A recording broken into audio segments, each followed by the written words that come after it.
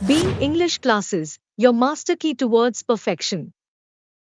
Hello friends, being English classes में आपका फिर से एक बार बहुत बहुत स्वागत है। आज हम लोग जो लेसन सीखने वाले हैं उस लेसन का नाम है द गिफ्ट ऑफ द मजाई। ये जो वर्ड है MAGI, इसे कुछ लोग गलती से या गलत तरीके से मैगी कहते हैं। एक्चुअली ये मैगी नहीं है, इसको मजाई कहते हैं। ये जो लेसन है, इस लेसन को ओ हेनरी नाम के एक राइटर ने लिखा है। ओ हेनरी के बारे में मैं आप लोगों से ज़्यादा डिस्कस नहीं करूंगा, क्योंकि हमें लेसन के बारे में ज़्यादा जानकारी हासिल करनी है, ना कि हमें ये राइटर की। जैसे कि मैं हर बार कहता हूँ अपने वीडियोज़ में कि राइटर्स के बारे में ज़्यादा जानकारी हासिल करने की हमें कोई ज़रूरत नहीं है। वो एक्चुअली जो लिटरेचर की पढ़ाई करते हैं उनके लिए राइटर्स की जो इन्फॉर्मेशन होते हैं वो उन्हें जानकारी हासिल करने ज़रूरी होती है, जो कि हमें यहाँ पर अभी इसकी ज़रूरत नहीं है। दरअसल जो ये लेसन है, ये लेसन का एक जो बैकग्राउंड है वो एक क्रिश्चियनिटी से इसका ताल्लुक है। तो यहाँ पर जितने भी जो टर्म्स और टर्मिनोलॉजी यूज़ किए गए इस लेसन में, वो सारे के सारे क्रिश्चियन रिलीजन से इसका संबंध है। तो ये जो मजाई है, ये एक्चुअली वो 3 लोग थे जिन्होंने यीशु मसीह जब पैदा हुए थे, जब वो बाल अवस्था में थे, उस वक्त वहाँ पर जब वो जो 3 लोग जो थे, जो यीशु मसीह को देखने के लिए आए थे, वो अपने साथ कुछ गिफ्ट लेकर आए थे। वो जो गिफ्ट थे यीशु मसीह के लिए, वो काफी कीमती थे, और वो जो लोग थे जिन्होंने गिफ्ट लाए थे यीशु मसीह के लिए, उन लोगों को मजाई कहा जाता है। देखा जाए तो मजाई इन लोगों को कहा जाता है। हिंदी में इसे यीशु मसीह कहते हैं, और क्रिश्चियन में इसे जीसस कहते हैं, और इन्हीं को इस्लाम में ईसा अलैहिस्सलाम ऐसा कहा जाता है। इस लेसन में हालांकि अगर देखा जाए तो उसी तरीके से जो गिफ्ट के बारे में कहा गया है, इस लेसन में 2 कपल्स होते हैं जो एक दूसरे को तोहफा देना चाहते हैं, लेकिन ये जो 2 कपल्स है, इनकी जो माली हालत है वो काफी खराब है, और इस वजह से वो एक दूसरे को गिफ्ट या तोहफा नहीं दे पाते। क्योंकि क्रिश्चियन जो रिलीजन है, इनके मज़हब में एक प्रथा होती है कि जब भी क्रिसमस का जब दिन आता है, उसके एक दिन पहले या क्रिसमस के दिन, ये जो लोग होते हैं ये एक दूसरे को, अपने जो लोग होते हैं इनको गिफ्ट दिया करते हैं, तोहफा दिया करते हैं, जो सालों साल से यानी ईसा अलैहिस्सलाम के ज़माने से इसे निभाते आ रहे हैं। क्योंकि जो मजाई जो लोग थे, उन्होंने ईसा मसीह को गिफ्ट लेकर आए थे, और उसी जो ये सिलसिला है, इसे बरकरार रखकर क्रिश्चियन के जो लोग हैं वो एक दूसरे को गिफ्ट या तोहफा देते हैं। तो यहाँ पर जो, जैसे कि मैंने आप लोगों को बताया कि इस लेसन में 2 ऐसे कपल्स है, मियाँ बीवी है। जो हस्बैंड है उसका नाम है मिस्टर जेम्स डिलिंगहैम यंग, और जो बीवी है उसका नाम है डेला। देखते हैं कि इस लेसन में किस तरह से जो अपनी माली हालत खराब होने के बावजूद भी जो मियाँ बीवी है वो कैसे एक दूसरे को तोहफा देते हैं। जो लेसन है उसकी समरी मैं आप लोगों को अभी नहीं दूंगा, क्योंकि अगर मैं ये समरी आप लोगों को लेसन के पहले ही बता दूं तो जो इसका मजा होता है और इसका जो सस्पेंस होता है इस लेसन का, वो आप लोग खो दे हुए। तो चलिए शुरुआत करते हैं एक सवाल से। Pre reading activity.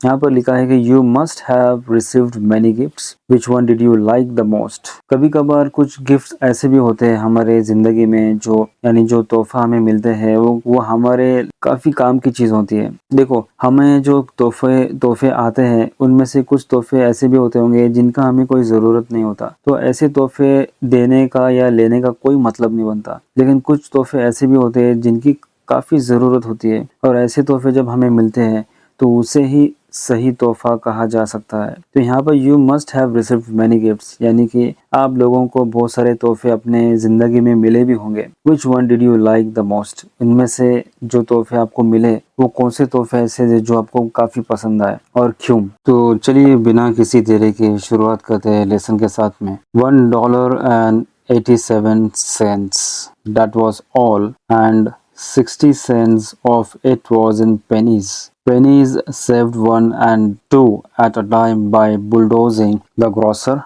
and the vegetable man and the butcher until one's cheeks burned with the silent imputation of parsimony that such close dealing implied. 3 times Della counted it, $1.87, and the next day would be Christmas. तो शुरुआत जो है ये एक flashback से शुरू होती है। एक्चुअली $1.87 हमारे इंडिया में पैसे और जो रुपीस है इसका हिसाब होता है एक्चुअली, और जो फॉरेन कंट्रीज में जैसे कि यूरोपियन कंट्रीज में या अमेरिका में या लंदन में या इंग्लैंड में, वहाँ पर जो हिसाब होता है वो डॉलर्स और सेंट्स का होता है। डॉलर हम लोग हमारे हिसाब से अगर कहा जाए तो एक रुपी के माने हम ले सकते हैं, और जो सेंट्स होता है वो पैसे के माने ले सकते हैं। तो इसका मतलब जो सेंट्स होता है ये कम होते हैं और डॉलर जो होता है वो ज़्यादा होता है। तो $1.87 यानी $1.87, दैट वाज ऑल। जो डेला है वो जो अपने पैसे है वो गिन रही है, and 60 cents of it was in pennies, यानी 87 $1.87 में से जो 60 सेंट्स थे यानी 60 सेंट्स जो थे वो सिक्कों में थे। पेनीज का मतलब होता है सिक्के। Pennies saved 1 and 2 at a time by bulldozing the grocer. Bulldozing का मतलब होता है जबरदस्ती तोलमाव करना। यहाँ पर बुलडोजिंग द ग्रोसर, ग्रोसर का मतलब होता है जो बनिया होता है उससे जबरदस्ती भाव कम कराना और फिर कोई चीज खरीदी करना। एंड द वेजिटेबल मैन, तो ये जो डेला है, ये जो कैरेक्टर है, ये क्या करती है कि पाई पाई जमा करती है। पाई पाई यानी एक दो सिक्के जमा करती जाती है। और वो किस तरह से जमा करती है, वो जो बनिए के पास जब वो कोई खरीदारी करनी जाती हो, या जब किसी सब्जी वाले के पास खरीदी करनी जाती हो, या जब कोई जो बच्चर का मतलब होता है जो मांस बेचता है उसको बच्चर कहते हैं। तो जब ये इन लोगों के पास जाया करती थी तो वहाँ पर वो काफ़ी तोल भाव करती थी और ज़बरदस्ती कम कीमतों में वो कोई भी चीज़ खरीदी करती थी। Until once chick burned with the silent imputation of parsimony that such close dealing implied। इसका मतलब ये होता है कि वो इतनी घिर जाती थी यानी इतनी बेशर्म हो जाती थी तोल भाव करने के लिए कि वो कम कीमत में खरीदी करने के लिए उसे ज़रा भी शर्म नहीं आती थी। लेकिन अगर कोई और अगर डेला की जगह पर होता तो शायद उसे कम कीमतों में खरीदी करने के लिए शर्म आती। लेकिन डेला को अपने पैसे बचाने थे क्योंकि उसे अपने जो पति था जिसका नाम जेम्स और जिसका शॉर्ट फॉर्म है जिम, उसके लिए कुछ खरीदी करना चाहती थी क्रिसमस आने से पहले। तो इसलिए वो अपनी जो शर्म थी उसे छोड़कर वो लोगों से तोल भाव करती थी और इस तरह से वो पैसे जमा करती थी। तो यहाँ पर जो बुलडोजिंग का मतलब होता है कि ज़बरदस्ती कीमतें कम करना, और इम्पुटेशन का मतलब होता है कि आरोप लगाना। पार्सिमनी का मतलब होता है कंजूसी। क्लोज डीलिंग का मतलब होता है कि कंजूस तरीके से सौदेबाजी करना। तो चलिए आगे बढ़ते हैं। 3 times डेला काउंटेड इट। डेला ने 3 बार ये जो उसके हाथ में जो कीमत थी यानी जो पैसे थे वो गिनती है $1.87, और जितने बार वो गिनती है उतने बार वो जो अमाउंट होती है वो $1.87 होते हैं। And the next day would be Christmas, यानी उसके दूसरे दिन क्रिसमस का जो दिन था यानी 25 दिसंबर ये होने वाला था। तो क्रिसमस के एक दिन जो पहले आता है उसे क्रिसमस ईव कहा जाता है, और जो क्रिसमस का जो दिन होता है उसको क्रिसमस डे कहा जाता है। हालांकि हमारे इंडिया में मैंने ऐसे भी लोगों को देखा है जो फंक्शंस में, क्रिसमस के फंक्शन में शाम के टाइम पे जब ये फंक्शन होता है यानी 25 दिसंबर को जब ये फंक्शन होता है तो उस वक्त वो लोग क्रिसमस ईव कहते हैं। एक्चुअली क्रिसमस ईव क्या होता है, ये क्रिसमस के दिन के पहले वाला जो शाम होती है उसको क्रिसमस ईव कहा जाता है। There was clearly nothing to do but flop down on the shabby little couch and howl। shabby का मतलब होता है कि काफी गंदा और पुराना, और फ्लॉप डाउन का मतलब होता है कि एकदम से गिर जाना, और हाउल का मतलब होता है कि जोर जोर से चिल्ला चिल्ला कर रोना। तो जब डेला को पता चला कि ये जो $1.87 है ये उतने काफी नहीं है कोई चीज खरीदी करने के लिए, उसे और पैसों की जरूरत थी। जब उसे पता चला कि उसके पास जोर जबरदस्ती करके या किसी भी तरह से उसने सिर्फ $1.87 उतने ही जमा किए, तब वो निराश हो जाती है, मायूस हो जाती है, और वो झटके से या एकदम तेजी से वो काउच पर घिर कर रोना शुरू करती है क्योंकि उसके पास उतने पैसे नहीं थे। सो डेला डिड इट, यानी कि सो डेला डिड इट का मतलब होता है तो जो डेला थी वो रोना शुरू करती है। Which instigates the moral reflection that life is made up of sobs. Which instigate का मतलब होता है कि इस तरह से हमें पता चलता है, दर्शाया जाता है कि मॉरल रिफ्लेक्शन दैट, मॉरल का मतलब होता है कि नैतिक विचार, कि इससे हमें पता चलता है।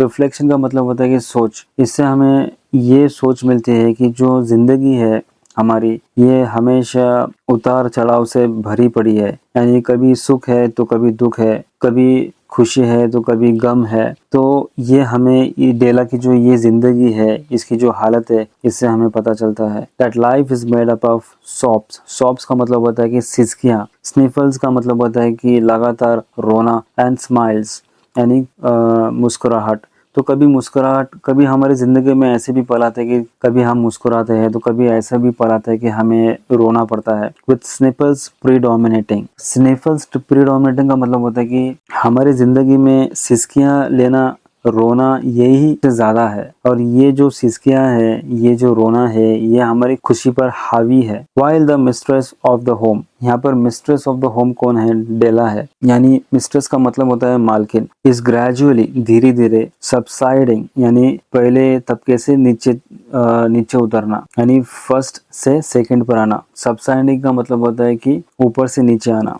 From the first stage to the second take a look at the home. तो ये फर्स्ट स्टेज क्या था?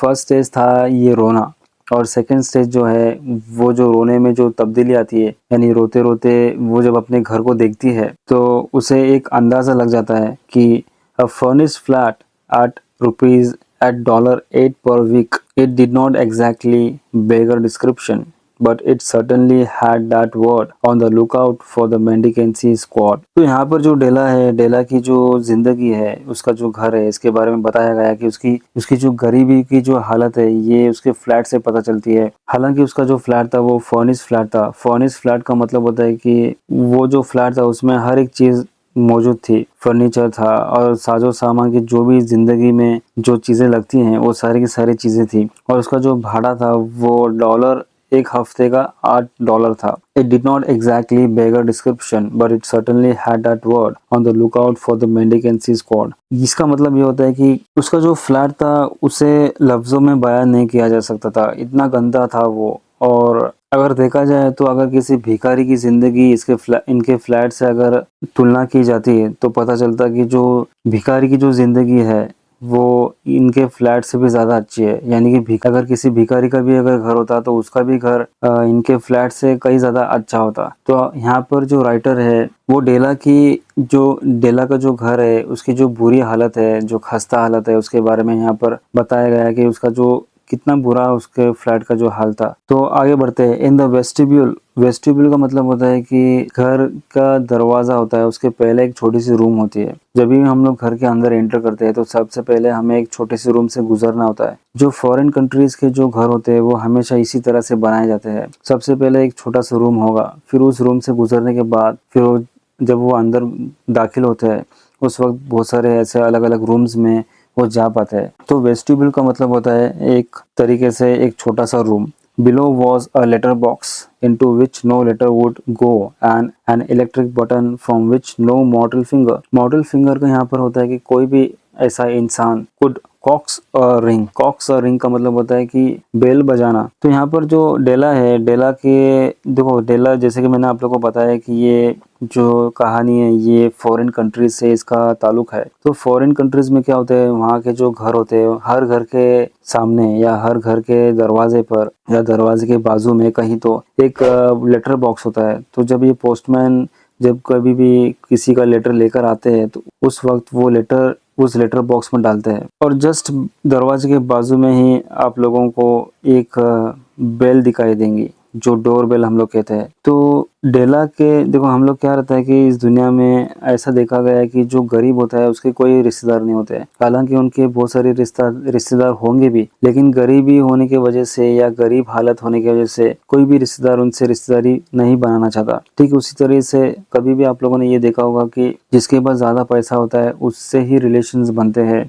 उसी को ही सारे रिश्तेदार ज्यादा रिस्पेक्ट करते हैं, उनके घर आना जाना ज्यादा होता है। लेकिन जो ये कपल्स है इनके जो हालत है, इतनी गरीबी हालत थी कि कोई इनका कोई भी रिश्तेदार हो या कोई दोस्त हो इनके घर आना जाना पसंद नहीं करता था। इसलिए जमाने से जो वो इलेक्ट्रिक डोरबेल थी वो कभी दबाई ही नहीं गई थी और ना दबाने की वजह से वो काफ़ी जंग पकड़ चुकी थी। और जो लेटर बॉक्स था उस लेटर बॉक्स में कभी ऐसा कोई लेटर आकर किसी का गिरा ही नहीं उस लेटर बॉक्स में। ऑल्सो अपॉर्टनिंग देयर अनटू मतलब जस्ट बाजू में यानी दरवाजे के बाजू में was a card bearing the name Mister James Dillingham Young. और जस्ट दरवाजे के बाजू में जो नेम प्लेट था उस नेम प्लेट पर लिखा गया था जेम्स डेलिंगहैम यंग।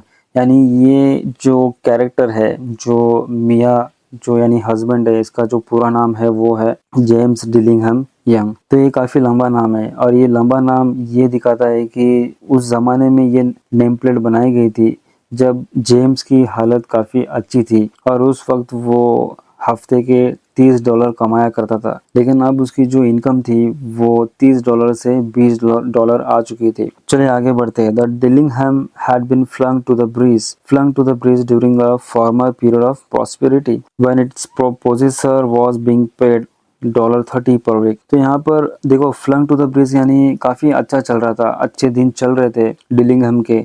कब चल रहे थे? जब उसकी जो कमाई थी, जब उसकी आमदनी थी वो $30 पर वीक थी, यानी हर हफ्ते वो $30 कमाया करता था। Now when the income was shrunk to $20 though they were thinking seriously of contracting to a modest and unassuming D. तो यहाँ पर क्या होता है कि अब जैसे कि मैंने आप लोगों को बताया कि उसकी जो कमाई थी वो $30 से $20 आ चुकी थी और यहाँ पर राइटर ने ये दिखाया है कि उसका जो कमाई के साथ साथ उसका जो नाम था वो भी धीरे धीरे छोटा होते जा रहा था। देखो हमारे कमाई से हमें पता चलता है कि किसका नाम बड़ा है या छोटा है, हालांकि हमारी कमाई ही डिसाइड करती है कि हमारा नाम कितना बड़ा है। तो आप लोग समझ सकते हो, समझो अगर कोई ऐसा इंसान हो जो करोड़ों में कमाता हो, उसका नाम ही काफ़ी होता है लोगों के लिए। तो यहाँ पर उसी तरीके से बताया गया है कि और उसका जो नाम होता है वो काफ़ी दमदार होता है। जो अमीर लोगों के जो नाम होते हैं वो काफ़ी दमदार होते हैं सुनने के लिए, उनके नाम में एक वजन होता है। लेकिन यहाँ पर क्या होता है कि एक ज़माना ऐसा था जेम्स का कि इसका नाम ही काफ़ी था और काफ़ी उरूज पर था, यानी काफ़ी ऊंचाई पे उसका नाम उस वक्त ज़माने में था। जब उसकी जो आमदनी थी वो कम हो गई थी तो उसका जो नाम था वो भी छोटा होते दिखाई दे रहा था, यानी अब उसके नाम में वो ताकत नहीं थी, वो दम नहीं था। तो उन्होंने सोचा कि चलो अब इसका जो नेम प्लेट है हम इसको छोटा कर देते हैं, यानी कटौती करते हैं। क्योंकि देखो कैसा होता है कि हमारे मिडिल क्लास लोगों की एक खासियत क्या होती है कि जब भी खर्चे ज़्यादा बढ़ते हैं, यानी कि क्या होता है कि जब हमारी आमदनी कम होती जाती है तो हम अपने खर्चे को भी कम करते जाते हैं। ठीक उसी तरह से जो जेम्स है वो क्या करता है, क्योंकि उसकी जो आमदनी थी वो $30 से $20 पर आ चुकी थी, तो उन्होंने सोचा कि चलो हम इसमें भी कटौती करते हैं, क्योंकि हम वैसे भी हमारे खर्चों में कटौती कर रहे हैं तो क्यों ना हम अपने नाम में भी कटौती करें। But whenever Mr. James Dillingham Young came home and reached his flat above, he was called Jim and greatly hugged by Mrs. James Dillingham Young, already introduced to you as Della, which is all very good। यानी डेला के बारे में पहले ही आपको बताया गया है। ये जो डेला है इसका पूरा नाम जो है वो मिसेस जेम्स डिलिंघम यंग है। तो क्या होता है कि जो फॉरेन कंट्रीज में जो औरतों को जो आइडेंटिटी दी गई है वो हमेशा अपने मर्दों के आइडेंटिटी से ही कहा जाना जाता है। थॉमस अगर किसी इंसान का नाम हो, किसी मर्द का नाम हो तो उसको मिस्टर थॉमस कहा जाएगा, लेकिन अगर वो थॉमस की बीवी हो तो उसे मिसेस थॉमस कहा जाएगा। उस बीवी की खुद की अपनी कोई आइडेंटिटी नहीं होती। तो यहाँ पर जो डेला है वो मिसेस जेम्स डिलिंघम यंग के नाम से जानी जाती है। तो यहाँ पर क्या होता है कि जब कभी भी ये जो पति है, जो हस्बैंड है, वो जब कभी भी अपने काम से घर आता है या घर लौटता है उस वक्त उसकी जो बीवी है उसका स्वागत करने के लिए वो हमेशा खुशी से उसे गले लगाती है। तो यहाँ पर हमें एक चीज़ और पता चलती है कि इनकी ज़िंदगी में काफ़ी दुख है, काफ़ी उतार चढ़ाव है, लेकिन ये हमेशा खुश रहते हैं। इनकी आमदनी $30 से $20 आ चुकी है, लेकिन फिर भी वो एक दूसरे को खुश रखना चाहते हैं और खुश हमेशा रहते हैं। Della finished her cry and attended to her cheeks with the powder rag. औरतों के पास मेकअप के सामान काफ़ी होते हैं। उन मेकअप के सामान में सबसे ज़्यादा इम्पोर्टेंट चीज़ एक होती है वो है पाउडर वाला जो डब्बा होता है, उस पाउडर वाले डब्बे में अगर आपने कभी गौर किया हो तो एक छोटा सा एक पफ टाइप कुछ नरम चीज होती है, यानी सॉफ्ट कॉटन होता है जिससे वो पाउडर लगाते हैं, तो उसे एक्चुअली पाउडर रैक कहा जाता है। तो जो डेला है, क्योंकि वो भी पाउडर लगाती है, मेकअप शेकअप भी करती होंगी, तो वो जब वो उसका रोना सब हो जाता है, क्योंकि अब रोने से उसके जो चेहरा बिगड़ चुका था, उसका जो मेकअप था या हो कुछ भी हो सकता है, रोने की वजह से उसका जो चेहरा बिगड़ गया था और जो आंसू उसके गाल पर या उसके चेहरे पर आ गए थे, उसे पोंछने के लिए या उसे छुपाने के लिए वो क्या करती है, वो अब पाउडर का जो रैग होता है, यानी पाउडर का जो सॉफ्ट जो कॉटन होता है या रुई का जो कॉटन होता है, उससे अपने दाग को छुपाती है या आंसुओं को छुपाती है। She stood by the window and looked out dully. Dully का मतलब होता है मायूसी से, क्योंकि उसने अपनी जिंदगी में हमेशा मायूसी ही देखी है। तो मायूस होकर जब वो खिड़की के बाहर देख रही थी, उस वक्त उसे सारी चीजें एकदम मायूस भरी दिखाई दे रही थी। इसलिए यहाँ पर ना at a grey cat walking a grey fence in a grey backyard, तो यहाँ पर जो ये ग्रे वर्ड है, इसका लिटिल मीनिंग तो देखा जाए तो ग्रे का मतलब होता है भूरा रंग, यानी व्हाइट और ब्लैक का कॉम्बिनेशन। लेकिन राइटर को ये नहीं बताना है कि एक भूरे रंग की बिल्ली और एक भूरे रंग के कंपाउंड पर या और भूरे रंग के बैकयार्ड पर चल रही थी। इसका मतलब ये होता है कि जब डेला की जिंदगी में कोई रंग नहीं था, यानी वो रंग बिरंगी जिंदगी नहीं थी, खुशहाल जिंदगी नहीं थी, वो बिना किसी रंग के यानी बिना किसी खुशी की थी, यानी एकदम ब्लैक एंड व्हाइट जिंदगी थी उसकी। जब वो मायूसी से जब वो खिड़की के बाहर देखती है तो उसे वो सारी चीजें मायूस भरी दिखाई देती है। जो बिल्ली जो चल रही थी फेंस के ऊपर, और जो उसके घर के जो कि पीछे, जो बैकयार्ड का मतलब होता है कि पीछे, तो उसके घर की जो ये जो खिड़की थी, ये डेला के घर के पीछे वाली थी, पीछे वाली खुलती है। तो जब वो देखती है बिल्ली को तो उसमें उसे कोई खुशी नहीं दिखाई देती। तो इसी तरीके से हमें ये राइटर बताना चाहते हैं कि डेला की जिंदगी में कोई खुशी नहीं थी, क्योंकि उसकी जिंदगी काफी मायूस भरी थी। Tomorrow would be Christmas day and she had only $1.87 with which to buy Jim a present. She had been saving every penny she could for months with this result. यानी डेला ये सोच रही थी कि मेरे पास तो सिर्फ $1.87 है, इतने डॉलर से मैं जिम के लिए कोई अच्छी चीज नहीं खरीद सकती, क्योंकि डेला हमेशा अपने जो हस्बैंड है उसे प्यार से वो जिम कहा करती थी। तो यहाँ पर जब वो डेला सोच रही थी कि कल तो क्रिसमस आने वाला है और मेरे पास मेरे पति को देने के लिए कुछ भी नहीं है, ये सोच डेला को काफी मायूस कर रही थी। और किसी भी तरह से उसने पाई जमा करके महीनों से लोगों से, जैसे कि मैंने आपको बताया कि बनिए के साथ में और मांस बेचने वाले, मटन बेचने वाले या जो भाजी तरकारी बेचने वाले, इनसे तोल भाव करके जबरदस्ती पैसे कम करके उन्हें जो पैसे जमा किए थे, लेकिन वो पैसे इतने काफी नहीं थे। $20 अ वीक डजन गो फार का मतलब होता है कि ज्यादा दिन नहीं रहते। ये जो $20 है, जो ये जिम की आमदनी थी, जो सैलरी थी, हफ्ते में जिम को $20 मिलते थे, जो कि काफी नहीं थे। Expenses had been greater than she had calculated. Foreign countries में क्या होता है कि वहाँ पे जो लोग होते हैं वो वीकली बेसिस पे कमाते हैं। जैसे कि इंडिया में क्या है कि हमें महीने के आखिर में हमारी सैलरी मिलती है, लेकिन फॉरेन कंट्रीज में आप लोगों को डेली बेसिस पे, यानी हर रोज भी आपको सैलरी मिलती है, या आप चूज कर सकते हो कि आपको सैलरी कब चाहिए, कि आपको सैलरी डेली बेसिस पे चाहिए या हफ्ते हफ्ते चाहिए या आपको महीने में चाहिए।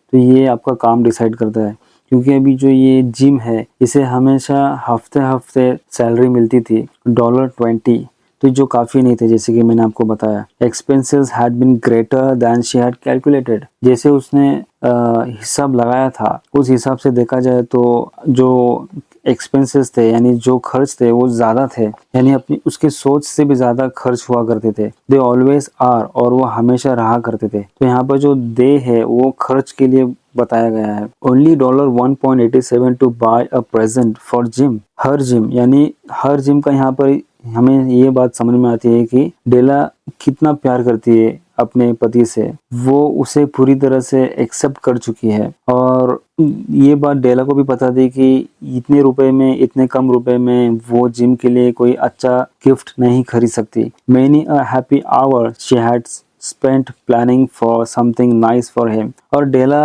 हमेशा जिम के लिए ऐसा कोई तोहफा लूं, इसलिए वो हमेशा घंटों सोचा करती थी कि जिम जैसे पर्सनालिटी को, यानी जिम काफी खूबसूरत था और जिम की तरह जो खूबसूरत ऐसा कोई तोहफा हो जो मैं दे सकूं। जो डेला थी वो हमेशा सोचा करती थी कि जिम को मैं ऐसा कौन सा तोहफा दूं जो उसके पर्सनालिटी को भी सूट करे। हम जब तो किसी को तोहफा देते हैं तो हम हमेशा ये सोचते हैं कि ये तोहफा अगर मैं सामने वाले शख्स को दूं तो क्या ये तोहफा उसके काम में आएगा। देखो, हमेशा हम तोहफा देते हैं तो हमेशा हमें ये बात का ध्यान रखना चाहिए कि हम जो तोहफा सामने वाले को दे रहे हैं या किसी को दे रहे हैं, क्या ये तोहफा उसके काम में आएगा या भी नहीं आएगा। क्योंकि अगर ये तोहफा अगर उसके काम में नहीं आया तो उसका कोई मतलब नहीं बनता कि आप किसी को तोहफा दें। Something fine and rare and sterling. Sterling का मतलब होता है अच्छी क्वालिटी का। Something just a little bit near to being worthy of the honour of being owned by Jim. और वो ऐसा तोहफा हो जो अब उसके पति के लायक हो, करीब करीब उसके लायक के आसपास हो। वो अपने पति को सबसे ज्यादा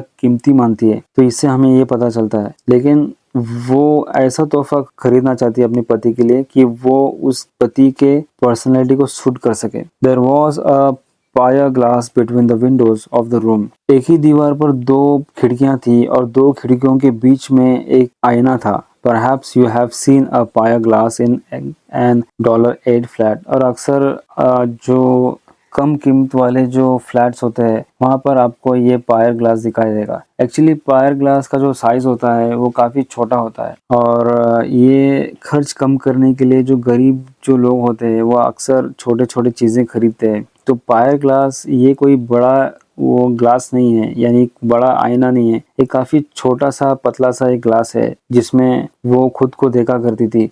A very thin and a very agile person may, by observing his reflection in a rapid sequence of longitudinal strips, obtain a fairly accurate conception of his looks। यानी ये जो लाइन है इससे हमें ये पता चलता है कि वो जो ग्लास है, यानी जो वो आईना है, इतना पतला है, इतना छोटा है, लंबा और पतला या छोटा आईना है। तो उस आईने में ऐसा इंसान ही खुद को अच्छी तरह से देख सकता है जो पतला हो। तो डेला जो थी उसकी जो शरीर की जो रचना थी वो काफी पतली थी। तो वो पतली होने की वजह से वो उस आईने में अच्छी तरह से अपने आप को देख सकती थी। डेला बीइंग स्लेंडर, स्लेंडर का मतलब पतला होना, हैड मास्टर द आर्ट। और क्योंकि वो पतली थी तो ये उसे एक आदत हो चुकी थी अपने आईने में अच्छी तरह से देख सकना। वो भी पल भर के लिए वो अपने आप को अच्छी तरह से देख सकती थी, तो ये उसका एक हुनर था। Suddenly she world from the window. World का मतलब होता है कि घूमकर, विंडो से यानी खिड़की से दूर हट जाना। And stood before the glass. तो ये उसका एक हुनर था कि वो खिड़की से,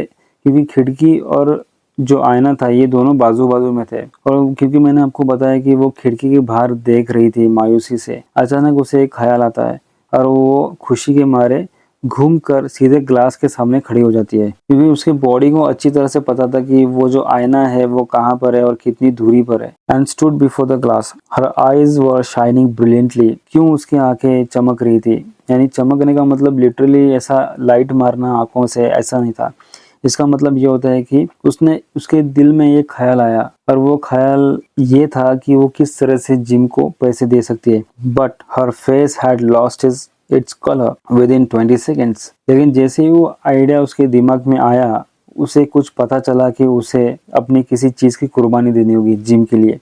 रैपिडली का मतलब होता है तेजी से। She pull down her hair and let it fall to its full length. तो यहाँ पर हमें ये पता चलता है कि जो डेला है उसके पास उसकी जो खुद की जायदाद थी, यानी अपना वो कह सके उसके जो लंबे चौड़े जो बाल थे वो थे। उसके दिल में ये ख्याल आया था कि वो अपने जो बाल है वो काट कर वो बेच दे और उससे जो पैसे आएंगे वो अपने पति के लिए कुछ खरीद सके। तो डेला ने क्या किया, जल्दी से वो खिड़की से हटी और घूमकर वो आईने के सामने खड़ी हो गई। और आईने के सामने खड़े होकर उसने अपने जो लंबे बाल थे उसने उसे खोल दिए। और जैसे ही वो लंबे बाल उसने खोले तो वो जो लंबे बाल जो उसने जोड़ा बनाया था वो जोड़ा खुलकर इस तरह से वो घेरते चले गए जैसे कोई झरना हो और जो झरने का पानी हो वो कैसे गिरता है ऊंचाई से, ठीक उसी तरह से उसके जो बाल थे उस ऊंचाई से नीचे गिरते गिरते जमीन पर जा रहे थे या बह रहे थे, आप बोल सकते हो। Now there were two positions. Positions का मतलब होता है कि उनके जायदाद होना, of the James Dillingham Youngs in which they both took a mighty pride. Mighty का मतलब होता है काफी ज्यादा, और प्राइड का मतलब होता है कि फकर होना। तो जेम और ये जो पति पत्नी थे, हस्बैंड वाइफ थे, इनके पास अपनी खुद की एक चीज थी जिस पर उन्हें काफी फकर था।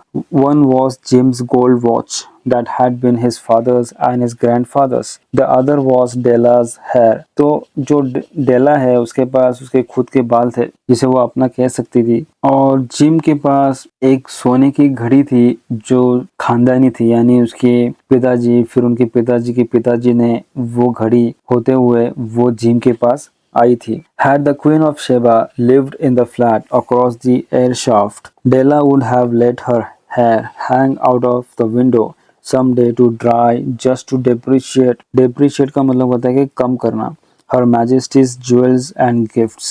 Had King Solomon been the janitor का मतलब होता है कि वॉचमैन या caretaker, with all his treasures का मतलब होता है खजाना, piled up जमा करना in the basement। तो बेसमेंट भी एक क्या होता है कि ग्राउंड फ्लोर से भी नीचे जो एक फ्लोर बनाया जाता है, अक्सर ये बिल्डिंग्स में, बड़े बड़े ऊंचे बिल्डिंग्स में देखोगे, ये पार्किंग लॉट के लिए बनाया जाता है ग्राउंड फ्लोर के नीचे। तो gym would have pulled out his watch every time he passed just to see him pluck at his beard from envy। envy का मतलब होता है जलन। तो यहाँ पर सोलोमन और जो शीबा है इनके बारे में बताया गया है। तो सोलोमन अगर इस्लाम में देखा जाए तो इनको सुलेमान अलैहिस्सलाम कहा जाता है। तो यहाँ पर जो सोलोमन है वो दरअसल इस्लाम में सुलेमान अलैहिस्सलाम है, और जो शीबा है वो है जो बिल्किस रानी, यानी आगे जाकर वो सुलेमान अलैहिस्सलाम की बीवी बन जाती है। तो सुलेमान अलैहिस्सलाम और बिल्किस का किस्सा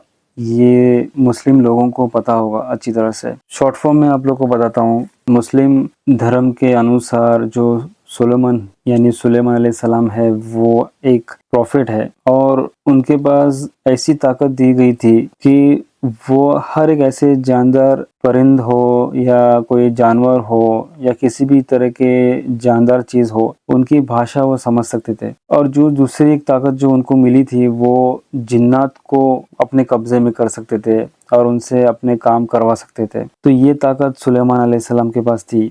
और दूसरी बात यह है कि सुलेमान अलैहिस्सलाम के पास काफ़ी ज़्यादा दौलत थी, काफ़ी ज़्यादा खजाना था, यानी हर वो चीज़ सुलेमान अलैहिस्सलाम के कदमों में अल्लाह ने रखी थी। और वैसे ही जो बिल्किस थी वो भी अपने एक सबा नाम का एक वहाँ पर एक शहर था, वहाँ की एक रानी थी ये बिल्किस। और बिल्किस का किस्सा ऐसा है कि बिल्किस भी काफ़ी ज़्यादा अमीर थी और उसके पास भी ज़्यादा खजाने वगैरह सब कुछ थे। तो इतना शॉर्ट फॉर्म में आपको बताता हूँ क्योंकि लेसन काफ़ी बड़ा हो जाएगा अगर मैं इनकी कहानी बताऊँ तो। बस शॉर्ट फॉर्म में आप इतना समझिए कि ये दोनों राजा रानी थे अपने अपने इलाके के, और राजा रानी होने के वजह से इनके पास काफ़ी ज़्यादा धन दौलत थी और काफ़ी ज़्यादा जायदाद और काफ़ी ज़्यादा शोहरत और जवेहरात, हीरे और खजाना था। लेकिन ये जो जितने भी शोहरत है, जितने भी खजाने हैं शीबा के यानी बिल्किस के और सुलेमान अलैहिस्सलाम के, ऐसा राइटर कहते हैं कि इनके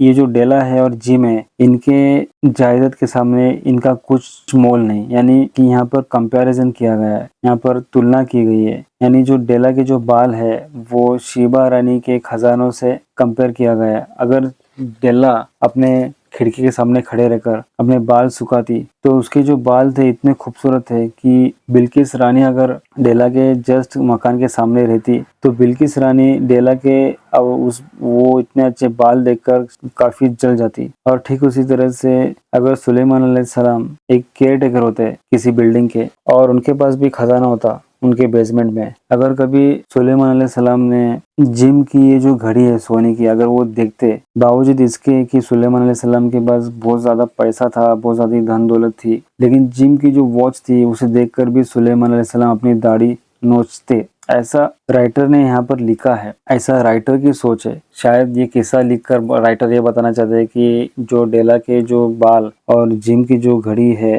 वो सुलेमान इनके खजानों से ज्यादा कीमती है। So now Della's beautiful hair fell about her rippling and shining like a casket। casket का मतलब होता है झरना of brown waters। तो डेला के जो बाल थे वो ऐसे लग रहे थे जैसे किसी झरने से ब्राउन कलर का पानी गिर रहा हो। It reached below her knee and made itself almost a garment for her। डेला के जो बाल थे वो इतने ज्यादा घने थे कि अगर डेला अपने बालों को खोलती तो वो उसके शरीर पर इस तरह से फैल जाता है जैसे किसी कोई कपड़ा हो। तो आप समझ सकते हैं कि उसके बाल कितने घने थे कि वो अपने पूरे बदन को ढक सकती थी उस बाल से। And then she did it up again nervously and quickly. Did it up का मतलब होता है कि फिर से बांधना अपने बाल को। Once she फॉल्टर्ड। फॉल्टर्ड का मतलब होता है कि हिचकिचाना फॉर अ मिनट, क्योंकि उसने कुछ ऐसा सोचा था कि वो उसके लिए काफी दिल दुखाने वाला काम हो सकता हो, जो कि डेला ने सोच लिया था कि वो अपने बाल को बेच देगी। जाहिर सी बात है इतने अच्छे बाल अगर किसी के होंगे तो वो कभी भी अपने बाल को कटवाना नहीं चाहेगा, खासकर जो औरतें होती हैं। And stood still while a tear or two splashed on the worn car red carpet. Worn का मतलब होता है कि घिसा पिटा। यहाँ पर घिसा पिटा जो कारपेट है ये दिखाने का मकसद राइटर का ये है कि डेला का जो घर है वो कितनी बुरी हालत में है। तो डेला जब वो सोचती है कि उसे अपने बाल की कुर्बानी देनी पड़ेगी, तो जैसे ही वो सोचती है तो उसके आंखों से एक दो तीन बूंद गिर जाते हैं घिसे पिटे कारपेट पर। On went her old brown jacket. उसने जैसे ही ये सोच लिया कि अब मुझे अपने बाल कटवाने हैं तो उस बिना किसी देरी के उसने अपना जो पुराना जैकेट है वो पहन लिया। On went her old brown hat. और उसने पुरानी ब्राउन हैट यानी जो सर पर हैट पहनते हैं वो पहन ली। With a whirl of skirts and with the brilliant sparkle still in her eyes she fluttered। fluttered का मतलब होता है फुदकते। out the door and down the stairs to the street। अब डेला को एक रास्ता मिल चुका था कि वो किसी भी तरह से जिम के लिए पैसे जमा कर सकती है तोहफा देने के लिए। तो जैसे ही वो आइडिया उसके दिल में आया तो वो खुश हो गई और खुशी की मारे उसने अपना जो ब्राउन पुराना जैकेट था वो पहन लिया और फिर उसने जो पुरानी जो ब्राउन हैट थी वो पहन ली। और जैसे ही वो मुड़ी तो उसका जो स्कर्ट था यानी उसका जो ड्रेस था, क्योंकि उसका जो ड्रेस का जो घेर था वो काफी ज्यादा था, और जैसे वो घूमी तो उससे एक राउंड एक सर्कल तैयार हुआ उसके कपड़े का। आप लोगों ने देखा भी होगा जब कोई औरत लंबे घेर वाला कोई कपड़ा पहनती हो और जब वो मुड़ती है तो उसके एक सर्कल तैयार होता है। ठीक उसी तरह से जब डेला मुड़ी तो उससे क्या हुआ, एक सर्कल तैयार हुआ उसके स्कर्ट का। With the brilliant sparkle. Sparkle का मतलब होता है एक अजब तरीके की खुशी थी उसकी आंखों में जो दिखाई दे रही थी। शी फ्लटर्ड यानी फुदकते हुए खुशी की मारे। तो वो क्यों फुदक रही थी, क्योंकि उसे खुशी हो रही थी कि अब वो जिम के लिए कुछ खरीद सकती है। Out the door and down the stairs to the street. और दरवाजा खोलकर तेजी से सीढ़ियों के रास्ते वो नीचे जाकर वो सीधे सड़क पर चली गई। Where she stopped the sign read Madame Sofroni hair goods of all kinds। सड़क पर चलते हुए वो ऐसे दुकान के सामने आकर खड़ी हो गई जहाँ पर बोर्ड पर लिखा हुआ था Madame Sofronie hair goods of all kinds, यानी हर तरीके के जो बाल वहाँ पर मिल जाएंगे या खरीद सकते हैं या बेच सकते हैं। वन फ्लाइट अप डेला रैन। और एक ही कदम पर यानी एक ही पलक झपकते ही डेला जो थी वो दौड़ते हुए ऊपर की तरफ जाती है। And collected herself. और दौड़ते दौड़ते वो जाकर रुक जाती है। पैंटिंग। पैंटिंग का मतलब हाफना। तो डेला इतनी खुश थी कि वो जरा भी वक्त जाया नहीं करना चाहती थी और खुशी के मारे वो किसी भी तरह से जल्द वो जिम के लिए पैसे जमा करना चाहती थी। मडाम लार्ज टू वाइट, यानी ये जो मैडम थी, ये जो औरत थी जो लोगों के बाल खरीदती है, वो कैसे दिखती थी, वो काफी भारी भरकम या ज्यादा काफी बड़ी थी। टू वाइट यानी काफी ज्यादा गोरी थी। चिली यानी शांत स्वभाव की थी। Hardly looked the Sofronie. उसे देखकर ऐसा नहीं लग रहा था कि ये जो नाम है उसे उसके पर्सनैलिटी को सूट करता है, क्योंकि सॉफ्रोनी का मतलब होता है कोई खूबसूरत औरत, और ये जो मैडम थी इसे देखकर ऐसा नहीं लग रहा था क्योंकि उसका जो साइज था शरीर का वो काफी बड़ा था। Will you buy my hair asked Della. I buy hair said madam, take your hats off and let's have a sight at the looks of it. क्योंकि ये जो मैडम थी, जैसे कि मैंने आपको बताया कि ये लोगों के बाल खरीदती है। जैसे ही डेला अंदर घुसती है दुकान में, वो सबसे पहले ये पूछती है कि क्या तुम मेरे बाल खरीदी करोगी। और मैडम कहती कि हाँ, मैं बाल खरीदी करूंगी। चलो अपने जो हैट है उसे निकालो और मुझे देखने दो तुम्हारे बाल कितने घने हैं। Down repelled the brown casket. और जैसे डेला ने अपने हैट उतारकर बाल खोले तो वो ऐसे घिरे जैसे कि कोई झरना हो या झरने का पानी ऊपर से नीचे बहते हुए जा रहा हो। $20 said madam lifting the mask with a practiced hand। ये जो मैडम थी इन्होंने क्या किया, डेला के ये जो बाल थे इसको अपने हाथ से उठाकर उसका जो वजन है वो देखा। इससे मैडम को अंदाजा लग गया कि इसके बाल की कीमत क्या होनी चाहिए। प्रैक्टिस्ड हैंड का मतलब होता है कि ये जो मैडम है ये काफी सारे लोगों के बाल जज करते हुए यानी बाल को देख देख कर इसे प्रैक्टिस हो चुकी थी कि ये बाल कितने में ले सकती है, खरीद सकती है। तो जैसे ही उसने ये जो औरत थी मैडम, उसने जब डेला के बाल का जो वजन है जांचा तो उसे पता चला कि इसके बाल $20 के लायक है। तो मैडम ने कहा कि $20, इसके $20 तुम्हें मिलेंगे। Give it to me quick said Della. Della ने कोई भी वक्त जाया ना करते हुए मैडम को सीधे सीधे कह दिया कि चलो जल्दी से दे दो मुझे, क्योंकि डेला को जल्द से जल्द वो चीज खरीदनी थी जो जिम के लिए उसने सोच रखी थी। Oh and the next 2 hours tripped by on rosy wings. Della ने उस औरत से अपने बाल कटवा कर देने के बाद जो $20 उसे मिले वो $20 लेकर डेला हर बड़े बड़े दुकान में वो जाना शुरू की। और ये जो आगे के जो अगले 2 घंटे थे डेला के वो ऐसे चले गए जैसे कि पलक झपकते। Tripped by on rosy wings इसका मतलब होता है पलक झपकते। ये जो 2 घंटे थे डेला के वो निकल चुके थे। Forget the hash metaphor. जो ये हैश मेटाफर का मतलब होता है जो मिक्स्ड, जो उसकी जो फीलिंग्स थी। यहाँ पर मिक्स्ड फीलिंग क्या हो सकती है, इसकी जो मिक्स्ड फीलिंग ये थी कि एक तरफ तो उसे अपने बाल कटवाने पड़े, उसका दुख उसे था, लेकिन दूसरी तरफ उसे खुशी थी कि वो जिम के लिए कुछ खरीद सकती है, क्योंकि अभी उसके पास $20 आ चुके थे और पहले उसके जो $1.87 यानी $1.87 थे, यानी कुल मिलाकर उसके पास अब $21.87 थे,